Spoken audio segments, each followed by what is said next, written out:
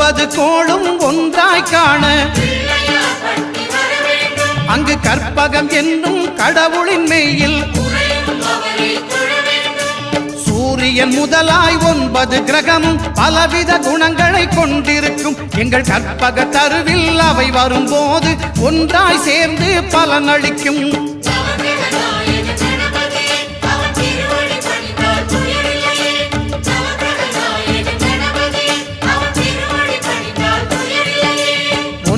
கோளும் ஒன்றாய் காண